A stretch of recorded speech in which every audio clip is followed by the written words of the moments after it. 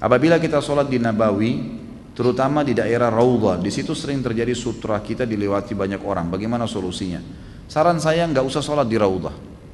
Saran saya, kecuali memang dalam keadaan ada waktu pelong, ada tempat luang, kita bisa sholat, tidak terganggu nggak apa-apa.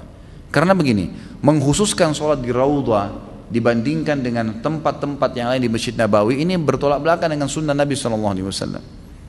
Hadis Nabi yang berbunyi antara rumahku dengan mimbarku taman dari taman surga, raudhatun min riyadil jannah, ini perlu difahamin. Jadi kalau Al-Quran itu ada sabab nuzul, kalau hadis ada sababul wurud, ya. Sebab turunnya ayat ada, kalau kita tangkap itu kita akan faham maksud Allah di ayat itu. Kalau hadis namanya sababul wurud, sebab Nabi sebutkan hadis itu. Kalau kita faham ini kita akan tahu apa maksud Nabi SAW. Perhatikan khusus hadis tentang Raudhah ini.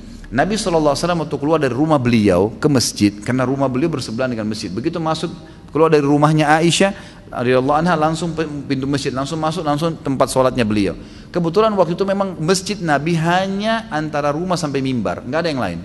Memang lokasi masjid waktu itu saja, antara rumahnya dengan mimbar Nabi SAW. Kata Nabi SAW waktu itu pas melihat, begitu masuk di masjidnya Nabi SAW, beliau lihat sendiri di masjidnya, ada sahabat lagi mengaji, ada yang lagi zikir, ada yang lagi sholat, ada yang lagi berdoa, semuanya ibadah-ibadah yang baik nih.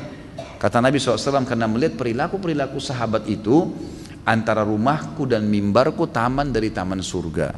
Jadi ada sebab penyebutan hadis itu, karena perilaku-perilaku sahabat yang mulia tadi, bukan karena fisik tempatnya, gitu kan. Ini penting, dan hubungkan ini dengan hadis Nabi SAW yang lain, hadis Sahih riwayat Imam Bukhari. Sholat di Masjid Haram Mekah 100.000 pahala, sholat di masjidku ini 1.000. Masjidku ini, Nabi tidak bilang di Raudhah, enggak, di masjidku ini. Artinya kata ulama, masjidku ini selama dia terus diperluas seluas apapun dan masih nyambung saf dengan satu imam, maka Masjid Nabawi, gitu kan.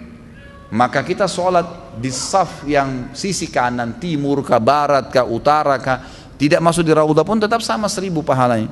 Dan terlalu banyak hadis yang maudhu, maaf saya bahasakan, ini hadis dusta. Orang sholat di Raudhah akan diampuni sekian banyak dosanya dan segala, ini semua tidak benar. Akan dapat syafaatku pada hari kiamat. Coba anda kembali ke kitab-kitab maudhu'at, hadis dusta, nggak pernah Nabi SAW sampaikan. Jadi jangan dikarang-karang saudaraku, akhirnya memaksakan diri masuk ke Raudhah, diinjak-injak kepalanya dan seterusnya. Tidak perlu. Sholat tahiyat masjid di seluruh Masjid Nabawi dan sholat di dalam Raudhah sama aja 1.000 pahalanya, insya Allah sama. Tetap kita memuliakan Masjid Nabawi, tetap kita menganggap Raudhah itu bagian yang dikatakan Raudhah memang masjid awalnya Nabi SAW. Tapi tidak ada seperti yang banyak disebarkan dari hadis-hadis palsu itu mengatakan ada fadilah khususnya. Allahu alam. Dan fahami tadi hadis tentang sababul wurudnya, sebab disebutkannya hadis itu.